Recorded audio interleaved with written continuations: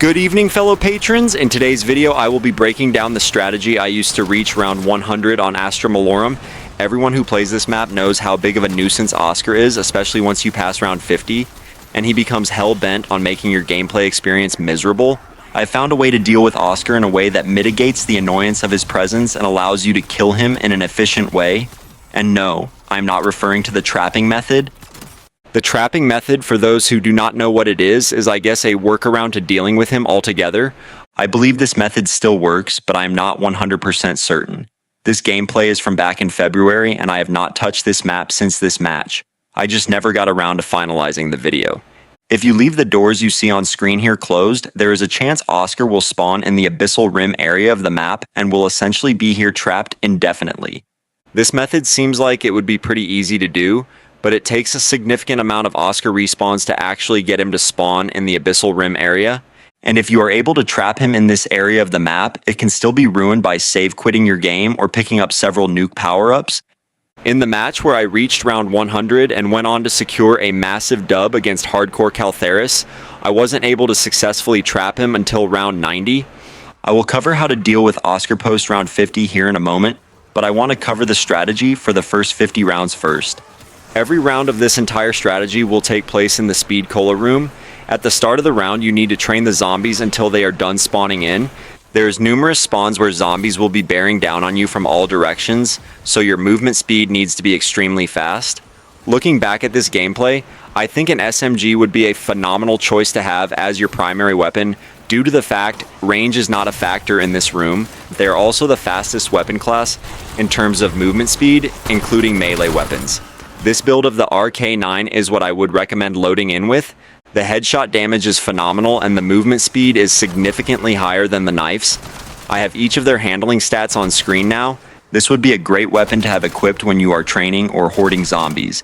It also allows for easier and a safer way of activating the fireworks ammo mod than a melee weapon does. Your second weapon should be a Dragonfire version of the SG-12 or the Jaeger if you are running equivalent exchange.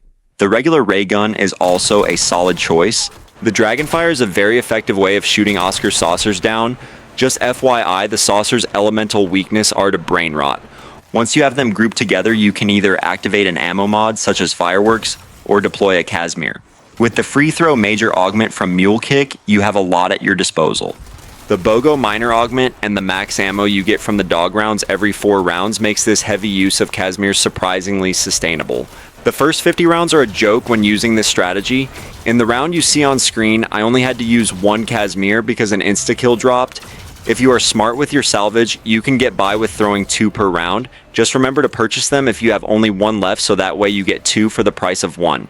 If you find you are low on salvage, simply use the wonder weapon or the trap once you have hoarded up the zombies and they have stopped spawning in.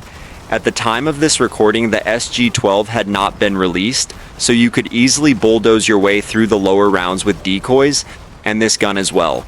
The main benefit about being in the Speed Cola room is that it is a large and wide enough room to put a safe distance between yourself and Oscar almost 100% of the time, all while you can hoard zombies at the same time without worrying about them respawning if you move to a new area. There isn't a quick and easy way to deal with Oscar. You need to learn to cohabitate with him if you want the best chance of getting to high rounds. With mobile weaponry combined with the ammo surge augment from Speed Cola and dead heat from Deadshot, you should be able to maintain a safe distance from him almost all the time. Post round 50, we will be using the trap near the XM25 wall buy extensively. Once you have trained your zombies, slowly bring them down the stairs and activate the trap. Then make your way to higher ground and aim at Oscar's saucers before he reaches you. The less saucers Oscar has tethered to him when he enters the blast radius of the trap, the faster he will become vulnerable to damage, and ultimately the faster you can eliminate him.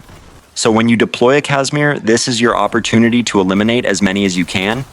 If you neglect to do this, there will be so many saucers tethered to him that the trap will never be able to inflict damage on him. As you can see at round 89, where his health was nearly full, I was able to chip away at his saucers and eliminate him with 2 trap activations. The trap takes 75 seconds to cool down after it shuts down, for those who did not know. This strategy is reminiscent of the high round strategies you would find in World at War and the original Black Ops. I used a similar type of strategy to reach round 100 on Der Reese and Ascension back in the day. Due to how different the spawning system in modern zombies is now, it's difficult to train zombies effectively.